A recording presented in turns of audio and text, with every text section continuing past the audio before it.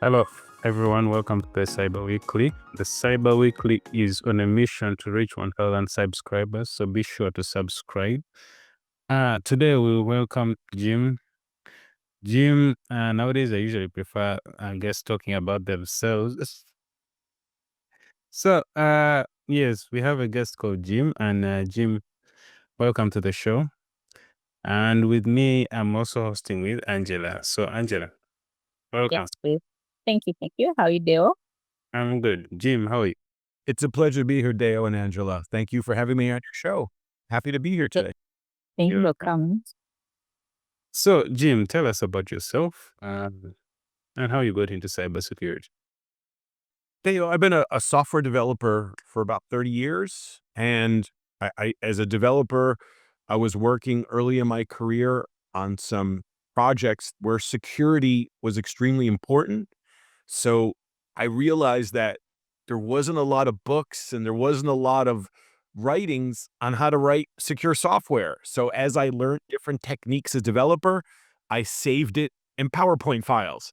And now later in my career, I'm a professional teacher. So I go around to different software development teams and I teach them how to write secure software and secure applications. That's me in a nutshell, Dale. Okay, that's a very short and concise form, but it's okay. That's so nice. Jim, you mentioned that you've been a software developer for 30 years. I'm curious, which language did you start with? Did you start with Fortran? What was it back in the day? The main language I started with back in like the early 90s was actually the Java programming language. So I started with Java like 1.0.2 back in the late 90s to build Java applets and to build. So I started my career building mostly web applications when web applications were first starting to replace client server development. So I went from Java, HTML to JavaScript, cascading style sheets. Then I moved into PHP. I moved into C#.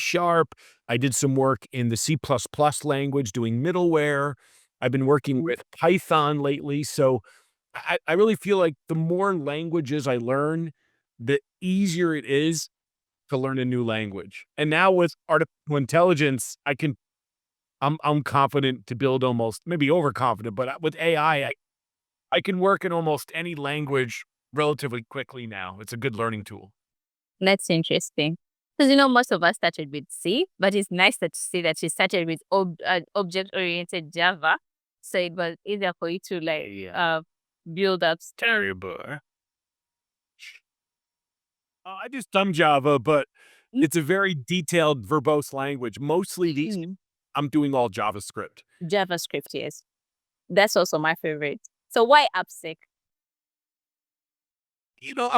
I'm half of a technician and someone who likes to learn something, but I'm also a businessman, right? I own my own business, and like if I don't hustle and do work, I don't get paid. I don't get a salary. I don't work for it. I don't have a salary job. I have my own business, and I've been a businessman for about 15 years. And when I was working for corporate America, I really liked the learning lessons I had writing software for corporate America, but I really wanted to be able to work as my own boss because I had ideas that I wanted to move fast on, and I couldn't really do that in the position of being a professional developer. So I wrote all this course material, and without even having any customers, I started a training company, and I've been hustling for a good 15 years. And I feel very blessed. I have a lot of very good customers. I'm constantly getting good business. I I spend half of my time studying and I spend half of my time teaching.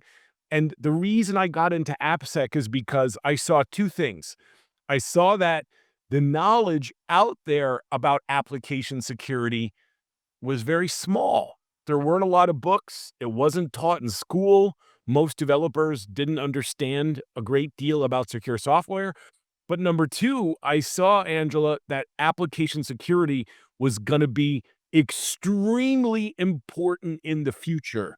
I knew that writing like all these insecure internet applications in the 2000s, I knew that that could last.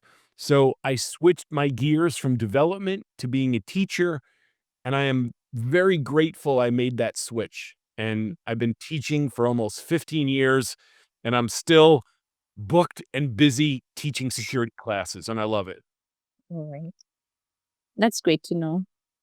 So I'm guessing, as much as you're into AppSec, you also want management as a person who definitely wants to control what they are doing and controlling the space of their work. So what really motivates you to lean into both of them? Because it's usually a tricky state, because most people, when they like move away from the technical, they just want to now switch directly to management without still doing the technical. So what keeps motivating you to continue with that? Well, I like to learn new things. That's always been one of the things that makes me happy, 'cause I have a attention hyperactivity deficit disorder, right? And it's like superpower to me, right? So I get bored easy. So I go from like learning an instrument to doing history studies um like learning a new programming language to learning how robotics works, and I'm always like learning new things to keep my dopamine up, right? And so like when I'm at home alone and I have the day off to myself, I'll like pick a random topic like Polish history, and I'll go watch 4 hours just something random. So I'm always learning something new. And as an educator, I can't just write courseware and be done with it. Software Mhm. security changes a great deal, like from old sessions to JSON web tokens, from web apps to APIs, from APIs to web services. And what's everybody talking about now? Artificial intelligence. So 2 years ago, I predicted that artificial intelligence was gonna be huge. So early on, I spent a lot of time researching AI and writing several days worth of training on artificial intelligence. And Angela, when I was doing this, and Dale, when I was doing this, my partner at the time told me I was crazy. My business told me I was crazy. Some of my friends said AI is garbage. Don't even worry about it. And now today, I am nonstop teaching artificial intelligence security classes. So very often I have to do things on my own instinct when everybody around me tells me I'm wrong. And I just go with my instincts as a half a technician and half of a business person who reads a lot, and I've been lucky. I've made some good guesses. I'm gonna tell you a story. Let me go back to the beginning of my life. I'm gonna tell you a little story. When I was like in 5th grade, and when I was in 5th grade in like junior high school, I was in math class, and the teacher asked me, and the teacher asked me, "What is the answer to this question?" And I gave the answer. And then the other guy in the class, who was like the smartest guy in the class, his name is Bernie Fallon. I remember Bernie. Bernie's like, "Jim is wrong." And the teacher went back to me and said, "You beat Bernie, right?" And I'm like, "Nope, I'm right. And Bernie's wrong." So the teacher asked the whole class, "Who's right and who's wrong? Who thinks Jim is right?" Nobody raised their hand. "Who thinks Bernie's right?" And everybody raised their hand. And the teacher went back to me and said, "Jim, I'm gonna give you one more chance. You want to change your answer?" I'm like, "Nope. Every single person in this class is wrong." When everybody, Jim's right. And that moment changed my life, because the smartest kid in the class, all the other 30 students, they thought they were right, and I was all alone, and I was correct. And the moment changed my life. So all throughout my career, I've been doing things that everybody around me told me was wrong, but I did it anyways, and I'm glad that I trusted my own instincts all these years. So thank you, Bernie, for being wrong at math. He's a big butt. Thank Bernie. You helped me out. And that's a very interesting message to horn to be self-confident in what you believe in. Um, so you mentioned that you are a businessman. Which kind of business is it? Would you like to name it? Well, the name of my company, there's a logo right behind me, right? It's called My name is Jim Manico, and my business is called ManiCode Security. And it's just an education firm. I teach developers how to write secure code. That's it. And it's in America, we call it, or in America and Europe, and we call it ILT, instructor-led training. I'm not teaching like in a university. I'm like showing up in companies with lots of programmers or teaching over Zoom, and I'm teaching them a curriculum around like API security, web security, AI security, cryptography, injection resistance, and I'm teaching developers the details, like not like principles, but more like low level details of how to write security. So how do you structure and prioritize your work and with your AppSec team? I'm mostly I have a team of professors, but they work mostly on their own. When I hire other professors to teach for my company, they're already experts who are good at training. And so I pay them very well. I'm not greedy. Most of the money that my customers give me, I give to my other professors to keep them motivated. I teach enough to be okay for myself. And I just mix between doing business paperwork, doing my own training and study to learn more, preparing courseware, and then delivering that courseware to my customers. And I also do volunteer work for the OWASP Foundation. This is a foundation called the Open Web Application Security Project. I lead 2 standards, the Application Security Verification Standard. I'm a co-leader with 3 other leaders, and I just started a new standard called the Artificial Intelligence Security Verification Standard. So I'm on those standard bodies, helping build standards to write secure software in addition to my business work. And Angela, I just hop around. Like I got paperwork to do, I go do my paperwork. I have teaching to do, I go do teaching. I have some free time, I go do studies. So this is the joy of being my own boss. Get whatever I want, you know. But if I'm irresponsible about it, I don't get business. So with that freedom to run my own business, there's a lot of responsibility to make sure my customers are taken care of. There's a lot of responsibility to make sure my studies are up. A lot of responsibility to keep my courseware up to date. So it's not like I get to go party all the time. I have to work hard to keep my business going. Sure.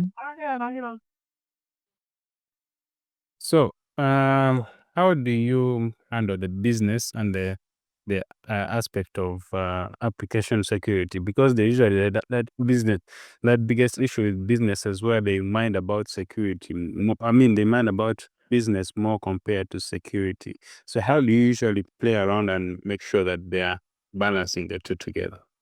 You know, Dale, by the time someone calls me, they want to hire a trainer to sit in front of like 30 to 3,000 of their developers and teach them security for several days. So by the time someone calls me, they've already made the decision that application security is important for them. I usually don't have to convince someone that they need to do security. They're already convinced. So I show usually later in the maturity cycle of a company, they already know security is important. They got hacked, or they have compliance they need to follow, or they're picking a new company and they care about building secure software. By the time they call me, they already figured out it's important. So I'm lucky in that way. I don't have to convince anybody that security is important. That's interesting. When people get banned after being hacked or have like ransomware, they're willing to do what it takes to have like secure applications. But then, have you faced resistance from the engineering and product teams? And how do you overcome it? Oh, I almost never find resistance because I'm speaking the developer's language, right? I'm like, I'm helping the developers become a engineer. They're usually happy to take the course. I don't get a lot of resistance. Again, people call me when they already want to do security.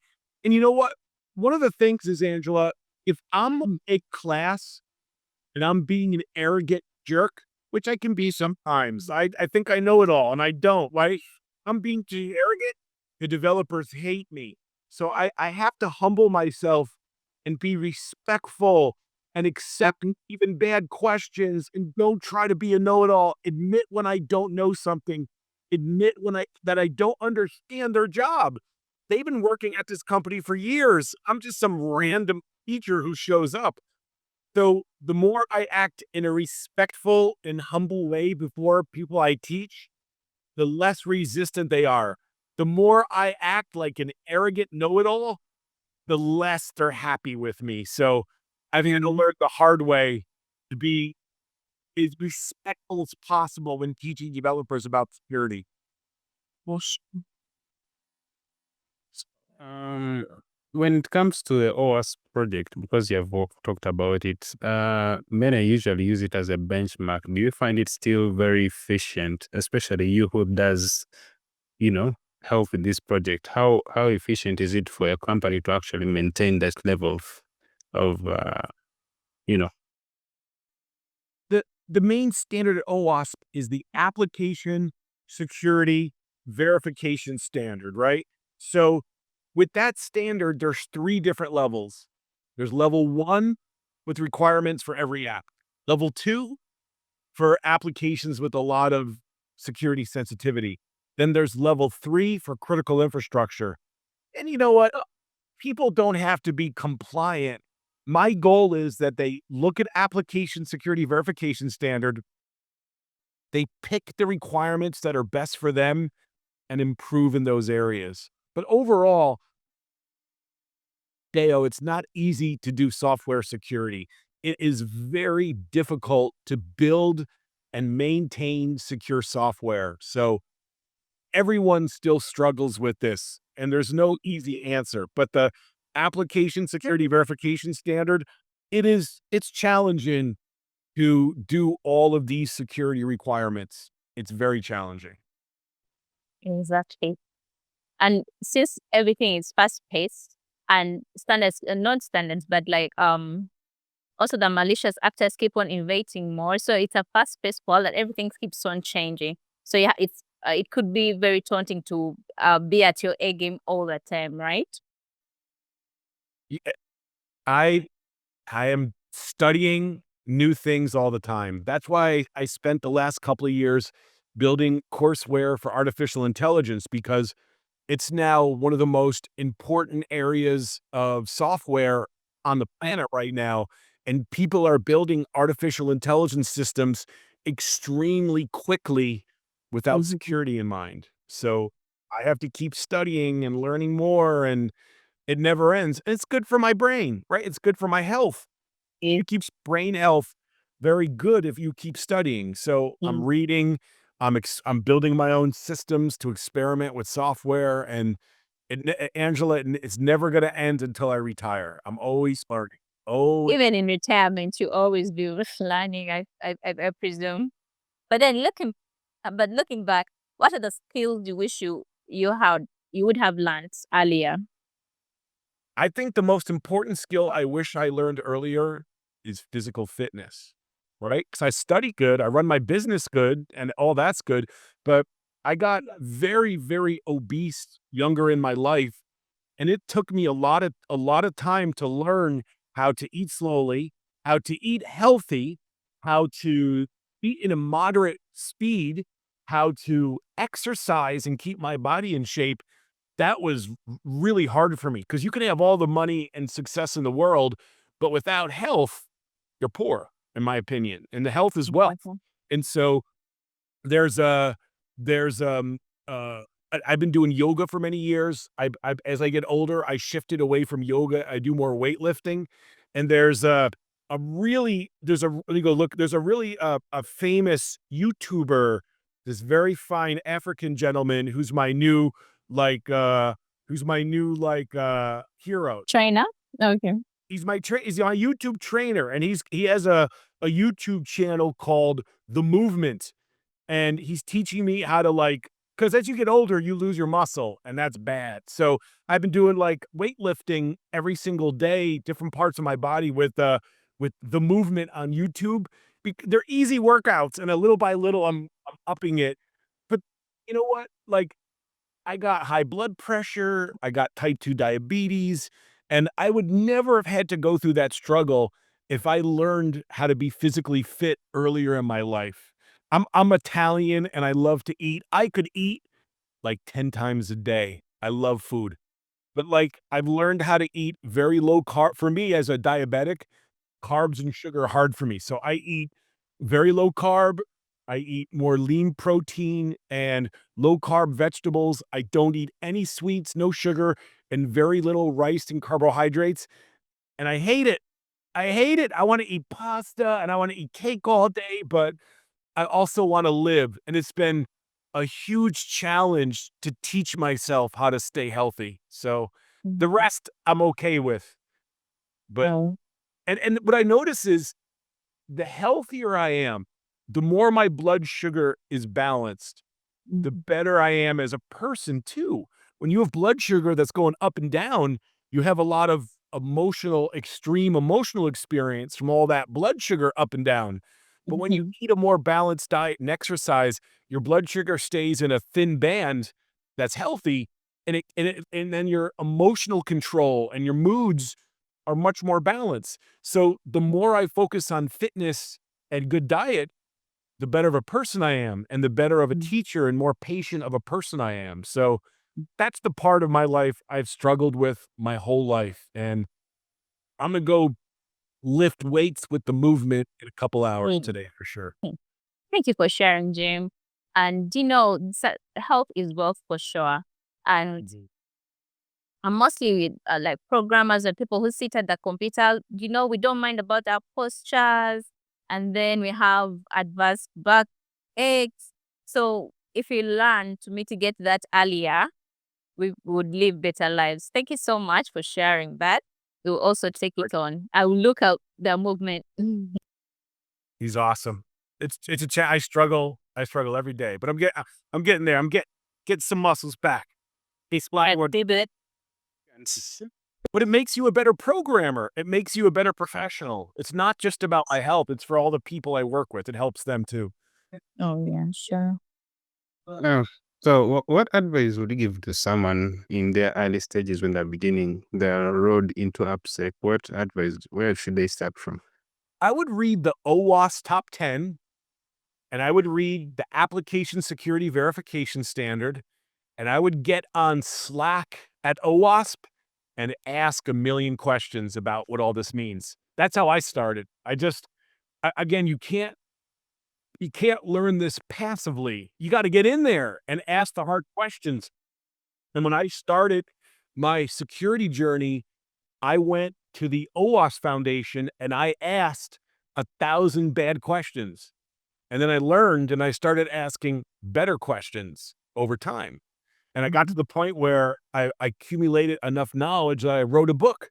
But I wouldn't have been able to write a book on application security if I didn't start by asking 1,000 bad questions to start with. So, and if I didn't read and study to try to understand this material. So find a mentor. I think the OWASP Slack channel is probably one of the best places to get involved with the community who will answer questions about application security and study, read. But I would start with the OWASP top 10 and the Application Security Verification Standard. The version 5 is going to be published in just a few weeks. That's a great place to start. And the other thing is having a good like AI system to the AI knowledge bases are getting really good. So when you want, I can go to one of the modern AI engines and say, please act as if you're an expert in application security. Here's a requirement from ASVS. Could you explain to me what this means in great detail, and read, and then go to the OWASP community and verify your knowledge? But you have a lot of great learning tools today. There's Udemy, which has a lot of AppSec classes on it. I would just try to study a little bit every day. And if you're a software developer who understands security, you're going to have a great career because it's rare where developers have a great knowledge in security, and it's critical for the world today. Exactly. You mentioned that you got in there and started doing, because we know you learn best by doing. Yeah. And then you asked all the bad questions, and then you started asking the right questions that put you on the right path of where you wanted to go. Yeah, And ma'am. it just brings back a quote by Romeo that says, as you walk on the way appears. But it also requires you to first step out there, and then you start your journey, right? Exactly. Yeah. I had to start by making a fool. I'm never afraid to make a fool of myself because that's how I learn. I ask a bad question, I get an answer, I realize that was a bad question, so I just keep going. And eventually I figure it out, right? Yeah. So how do you still maintain that level of charisma at a very old age or at a very young age as you are? I don't know. Deo, I am charisma, but I could be a pain in the ass too. I'm not perfect, right? But like in general, I'm a happy person. I'm on vacation in Costa Rica right now doing yoga, so that helps. I do a lot of yoga to keep my spirit high. It's not always natural. It takes work. And for me, it's like the physical fitness, the eating healthy, doing a yoga practice, practicing gratitude, being grateful for the life that I have. It helps me keep my energy and the positive vibes up. It's also, as a teacher, I'm on stage for 16 hours over 2 days. It's my job to be positive. It's my job to have energy. And you know what? When I'm having a hard day, you know what the best way is to keep your positive energy up, Deo and Angela? You know what the best thing is? Coffee. Coffee, You yeah. drink the coffee. So before the interview, I had like 2 cups of coffee. And before when I teach, I have like a half a cup of coffee every hour.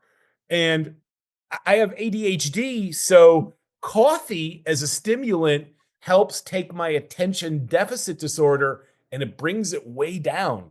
A lot Oh, of nice. people who take medicine for attention deficit disorder, they take stimulants. And there's a lot of studies that show people like me who have a attention deficit type of brain, when you drink coffee throughout the day as a moderate amount, it makes those symptoms go away. It makes me more focused. It makes me more positive energy. So that's my whole secret. Yoga is health is great, but I couldn't do it without I coffee. couldn't do it without And we coffee. have some great coffee in Uganda. Maybe one day we shall send you some.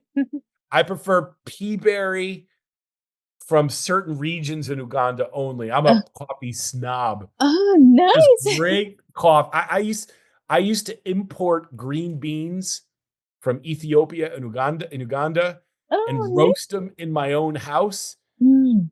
Angela, those were dark times. I was getting a little bit too crazy. I was That getting a is too little bit too extreme. crazy on the But at coffee. least you know about our coffee. I'm so impressed. Best coffee in the world.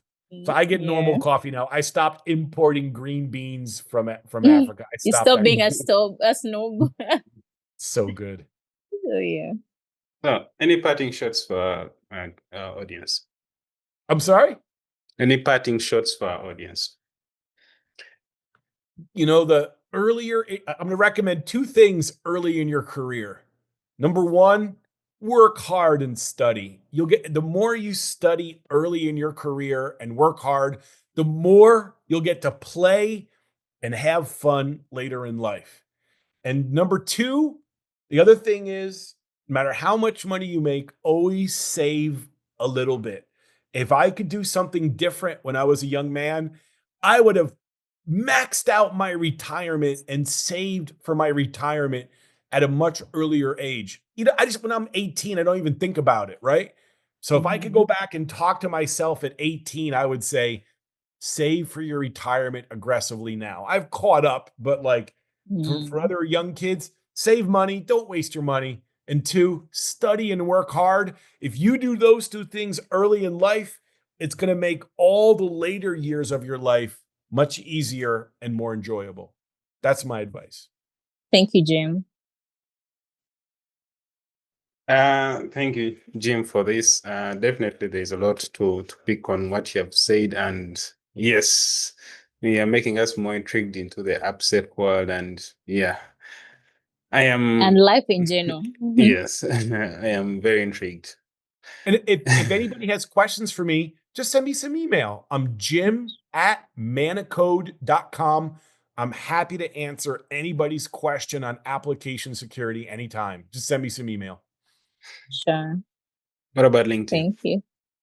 I'm J Manico on LinkedIn. Okay.